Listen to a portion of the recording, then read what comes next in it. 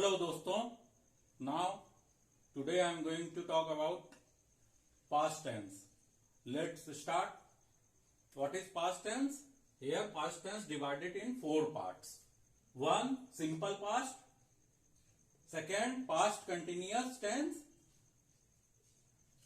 Third, past perfect tense.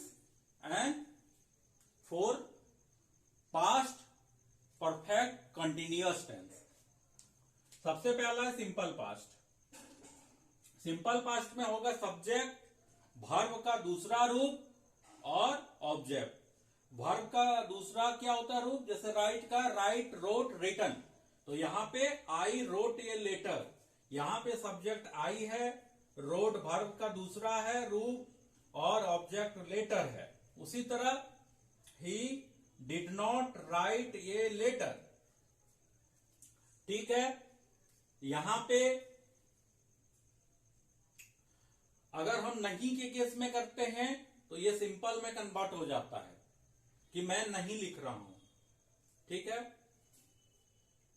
Y did I not write a letter, यहां पे जब question के केस में आता है तो यहां पे वर्ब का पहला आएगा, V1 लगेगा।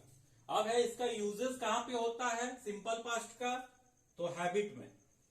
तो ही ऑलवेज कैम लेट, यहां पे सिंपल पास्ट क्या है कि ऑलवेज, हमेशा अगर कोई चीज वो रिपीट कर रहा है तो उसमें सिंपल पास्ट आता है।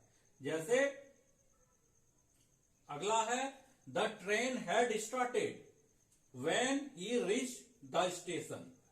तो ट्रेन जब भी चलना शुरू किया और आदमी जो है वो लेट से स्टेशन पहुंचा, मतलब पहुंच नहीं पाया। अगला है पास्ट कंटिन्यूअस, इसमें क्या होता है कि सब्जेक्ट होगा, उसके साथ वाज वेयर लगेगा, वर्ब का फोर लगेगा और ऑब्जेक्ट होगा। तो क्या इसमें I was writing a letter, तो इसमें वाज लग गया है, वर्ब का फोर में राइटिंग होगा, आईएनजी लग जाएगा, उसके बाद लेटर, ठीक है। उसके बाद है why I am not writing a letter. अब इसका पास्ट कंटिन्यूअस का यूजेस देखते हैं। तो पास्ट कार्य के विकास को दिखाने के लिए ही was becoming more and more rude, अगर कोई भी चीज पास्ट में हो रहा है और वो अभी तक चलते जा रहा है, ज्यादा हो रहा है, तो वो पास्ट कंटिन्यूअस को दिखाता है। अगला है past perfect tense. Past perfect में सब्जेक्ट होगा, उसके बाद उसके साथ हैड लगेगा, उसके साथ वर्ब का तीसरा होगा और ऑब्जेक्ट होगा। तो उसके बाद हम इसका उदाहरण अगर देखते हैं तो I had written a letter, यहां पे हैड वर्ब का तीसरा है, यहां पे हेड पास्ट टेंस को दिखा रहा है, पास्ट परफेक्ट टेंस को दिखा रहा है, और रिटन वर्ब का तीसरा है, राइट, रोट, रिटन। तो यहां पे वर्ब का तीसरा हो गया और ये लेटर। इसका यूजेस अगर हम देखें तो अनफुलफिल्ड डिजायर, अगर कोई डिजायर है जो कि फुलफिल्ड नहीं हो पाया तो पास्ट परफेक्ट को शो करता है। जैसे I wish I had passed in the exam, मतलब मेरा विश था कि काश मैं एग्जाम में पास हो जाता। ऐसा वर्ड जहां भी रहेगा तो वो पास्ट परफेक्ट को दिखा रहा है। अगला है पास्ट परफेक्ट कंटिन्यूअस।